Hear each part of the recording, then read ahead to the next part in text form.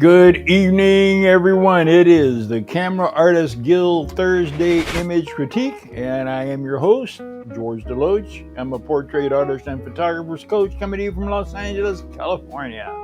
I had two assignments yesterday that I think are going to be unique, so I thought I would show them to you and explain about them. I was contacted by two clients, one from Spain, Madrid, and the other one from Germany, Stuttgart, Berlin, I'm sorry. And they both wanted photographs done, and they both were photographing for their principals. One was photographing for a corporation in Spain, and another one photographing for a journalism association in Germany. And they sent me comps. They sent me photographs that they said, we want the image to look like this. Now, you like to think that limits your creativity, where you say, well, but I can't do what I want to do, what I feel doing as an artist, how I look at them and decide I want to create for them. You're structured into what you have to do. But within those confines, you use all of your skill that you can in order to match and deliver a finished product, because that's what they're paying for. And they're paying good. Now, the only tricky thing to this, one of the tricky things to this was that both of them had colliding schedules, and LA traffic limits their travel. And so they had to come in, one at 10 and one at noon. And I had to be able to deliver one lighting setup for the 10 o'clock shoot and one lighting setup for the noon. And the 10 o'clock went to about 11. So I had an hour between the 11 and the 12 in order to completely redesign the studio and come up with a lighting technique that would match their comp. And I'm going to kind of take you through the thought process. So I'm going to roll around and jump on the machine. Let's take the high key first. This was the first one. This was Lucia, and it was a high key. And I handled it a little bit different. Now, they threw me a curve. She did when she came there. She ended up wearing a white jacket. And you have a white jacket on a white background, and sometimes that's very difficult. And you've got to be able to get patterns in it. And even though she had a nice tan, her skin tone was brighter, so you could not go even darker in any way without turning some of the white into gray. So you had to get it just right on. You didn't have any room for maneuvering. So I set the entire system up for neutral gray, for zone 5, which is dead in the center of my dynamic range. And I metered for zone 5. Now, I chose 5.6 because it gives me, with the lens I'm using, gives me the best possible results. It gives me a satisfactory depth of field. I used a 105 f2.8, f2, 105 f2 lens, and it's Nikon's DC-105, which is a really a sweet lens. I used it. It was they wanted this torso. It also gives me a possibility of cropping it into a headshot if she wants a headshot. But anyway, I chose 5.6, and now I have to balance out the lights for 5.6. I have to balance out the background so that the background is reading white, and I showed you how to do that. If you don't remember, or if that episode is lost there somewhere, I'll bring a teaching on high key and how to go about setting that background, because it's a little tricky to get the background. Now, these are both straight out of camera. I have not touched them in any way except for just simply cropped them, because my files are huge and it just makes a hard time loading.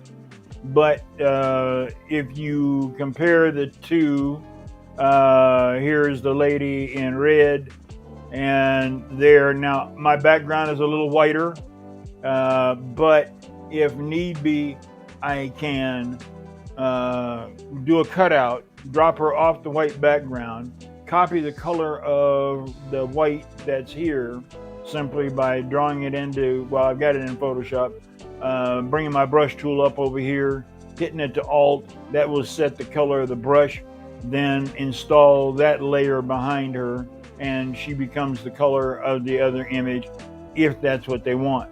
But that was the first shot. Now, then what really became tricky was making it to the next one. Okay, we've got 𝐥𝐤𝐤𝐤. Dude, I love it. I love it. I might have handled the light a little bit different. Actually, I don't think I would, but I maybe toned the light down a little bit, you know. But all in all, it's a killer image. The story it tells, the narrative it tells, every one of those kids is just on point as far as their appearance, their look, their attitude. You know, they're all tweeners, just beginning into teenage. And I remember when I was a kid and we used to ride bikes with all the rest of the kids in the neighborhood, and the sense of freedom that you got when you finally got away, you got a chance to get away from home and go whatever direction you decided to go. If you wanted to go left or right, up or down, you had control of that. And it was you and your bike and your buddies. And man, those were really good memories. And you triggered every one of those memories for me. And this image does that. So congratulations. And just keep it up. You're into something there. Just refine the lighting maybe a little bit. Take a good, long, hard look at Annie Leibowitz's stuff and see how she handles her light. She uses soft lighters to illuminate her shots with that. I don't know what she used on this one, but look at Annie's stuff. Study Annie's stuff because she does things like this. Okay, Diana Rucker. Fabulous. I love it, Diana. You are doing just really good. You're trying something a little bit different. We'll enlarge it up this way. Getting into that family stuff, and you are on the 1/3 compositional line where you're supposed to be. It is a larger image with smaller family grouping, which is perfect for wall art. You don't want this to be a full-size image if you are going for wall decor. If this is a 30 by 40, then the people will be just right when you're viewing them from a distance of 10 feet or so. It's difficult to get that little baby boy to turn around and look at you. So you do the best you can. When you got two toddlers this age, you know, that is really a challenge. I think I would try to get Dad to put his hand, if you can. I don't know. It looks like he's tall enough. He's a hand on the shoulder, on the back, and that'll get the hand out of the pocket. Now, if if you're gonna have him put your hand in their pocket, that's a pretty good way too, with the thumb hooked in the pocket. But try to bring this one maybe around right in front of Dad, and then Dad could reach out and touch them. And you got Mom there, and then you want to get Mom to look up at the camera, and that means you got to talk it up, and you just got to take, when you think you've taken enough photographs, take some more. If you think you've taken about 10 or 15, take 20, because it'll be that one time that something isn't right, or it could be better and you didn't do it. So while you're there, just work it out. You also might try toning down the key light just a little.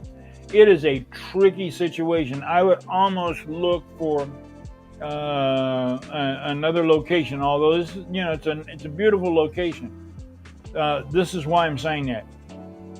You've got harsh shadows on their face.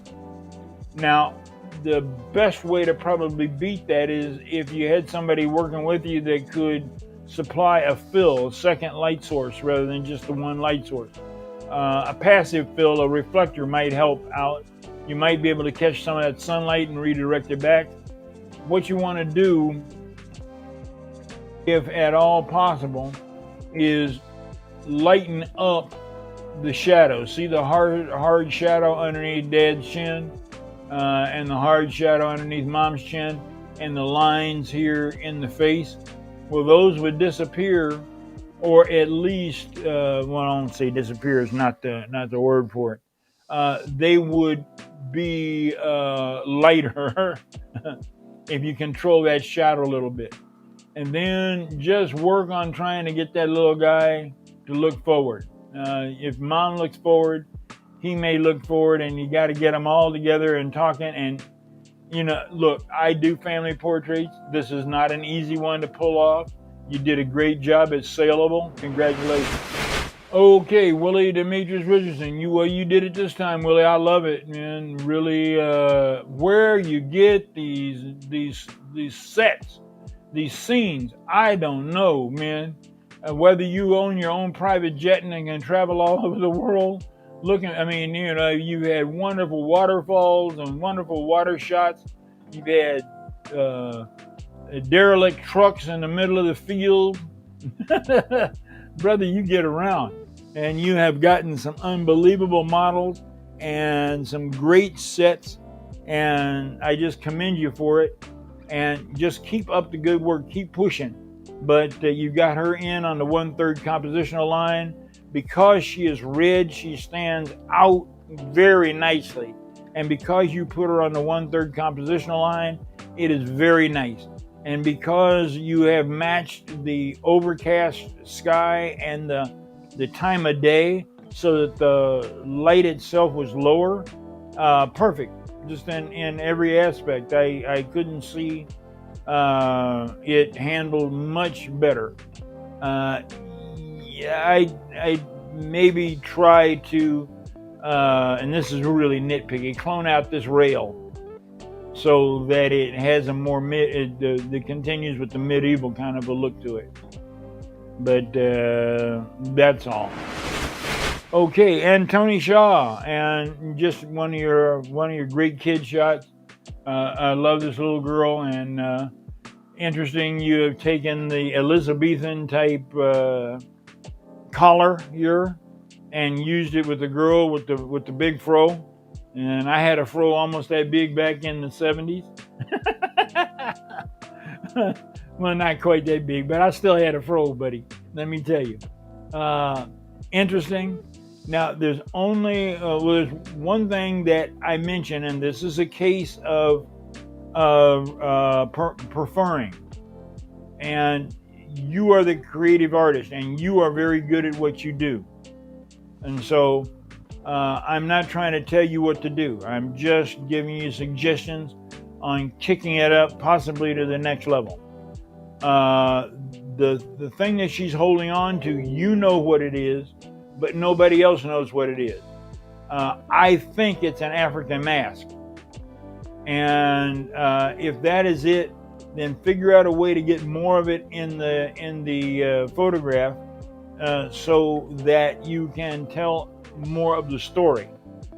Because right now it's just brown and black and it's got some marks on it, and I don't really know whether it's a handbag, but like I said, I think it's a mask, but you can't see it's a mask. So set it up so you can see that it's a mask. And the other thing is that there's a treatment that I think you're using that causes this to have kind of a fog look to it. Because I've seen it in a lot of your work before. And preference. This is preference. This is not a criticism nor correction or anything like that, just suggestion. But preference, I like saturated, deep color. And this looks kind of like there's a lens flare. But it's up to you. I also like contrasting and color saturated, and then large color range. I try to shoot in 14-bit and interpolate it up to 16-bit just to keep as much color as I possibly can until I render the final image. But those are just possibilities. But you know, girl, you are doing it. I'm your biggest fan. Come on over to Camera Artist Guild group.